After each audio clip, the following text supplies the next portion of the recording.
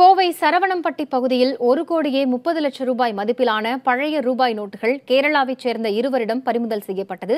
இதுகுறித்து செய்தியாளர் ஐஸ்வர்யா தந்த தகவல்களை பார்க்கலாம்.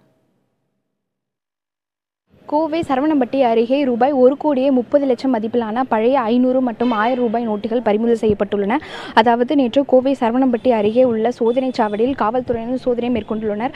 அப்போது அந்த வழியாக வந்த கேரள பதிவெண் கொண்டிருந்த காரை சோதனையிட்ட போது அந்த காரில் இருந்த சுமார் 1,30,00,000 மதிப்பிலான 1000 மற்றும் 500 ரூபாய் நோட்டுகளை தான் தற்போது காவல்துறையினர் பறிமுதல் செய்துள்ளனர். தற்போது நீங்களே அந்த காட்சிகளை பார்க்கலாம். பறிமுதல் செய்யப்பட்ட நோட்டுகளை தான் தற்போது காவல்துறையினர் காண்பித்து வருகின்றனர்.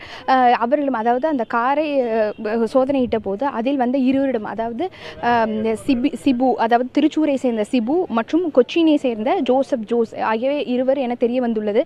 அவர்களிடம் இது தொடர்பாக விசாரணை மேற்கொண்டதில் முன்னுக்கு பின் முரணாக அவர்கள் பதிலளித்தனர். அதனால் அவர்களையும் தற்போது காவல்துறையினர் பிடித்து விசாரணை மேற்கொண்டு வருகின்றனர். இருப்பினும் அதாவது கடந்த நவம்பர் 8ஆம் தேதி இந்த பழைய ரூபாய் நோட்டுகள் தொடர்பான அறிவிப்பு வந்தது. அதன் பிறகு டிசம்பர் 31ஆம் தேதி இதற்கான காலக்கெடு முடிவடைந்தது. இதற்கு பிறகு யாராவது இந்த நோட்டை வைத்திருந்தால் அது சட்டவிரோதம் என்று மத்திய அரசு அறிவித்திருந்தது. அதன்படி தற்போது இந்த பழைய ரூபாய் நோட்டுகளானது பறிமுதல் செய்யப்பட்டுள்ளது.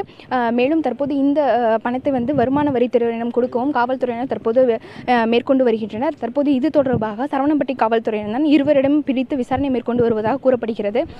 மேலும் அதாவது கோவையை பொறுத்தவரைக்கும் பார்த்தீங்கன்னா அந்த பண மதிப்பிழப்பு நடவடிக்கைக்கு பிறகு பல்வேறு கட்டமாக பணம் பறிமுதல் செய்யப்பட்டு வந்திருந்தது. ஆனால் அதற்கு பிறகு கிட்டத்தட்ட ஒரு மாத காலத்துக்கு பிறகு தற்போது இந்த பணமானது பறிமுதல் செய்யப்பட்டுள்ளது.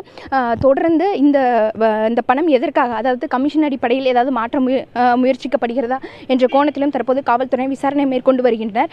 இருப்பினும் அவர்கள் அதாவது அந்த இருவரிடம் என்ன சொல்லியிருக்காங்கன்னா தற்போது கொச்சினில் இந்த பணம் தொடர்பான ஆவணங்கள் உள்ளதாகவும் அதை காண்பிக்குள்ளதாகவும் தெரிவிக்கப்பட்டுள்ளதாகவும் கூறப்படுகிறது. எனவே இது தொடர்பாக ஒரு முழு விசாரணை வருமான வரித்துறை தான் முன்னெடுக்க முடியும் என்றும் காவல்துறை சார்பில் தெரிவிக்கப்பட்டுள்ளது. புதிய தலைமுறைக்காக கோவையிலிருந்து ஒளிப்பதிவாளர் தீபனுடன் ஐஸ்வர்யா.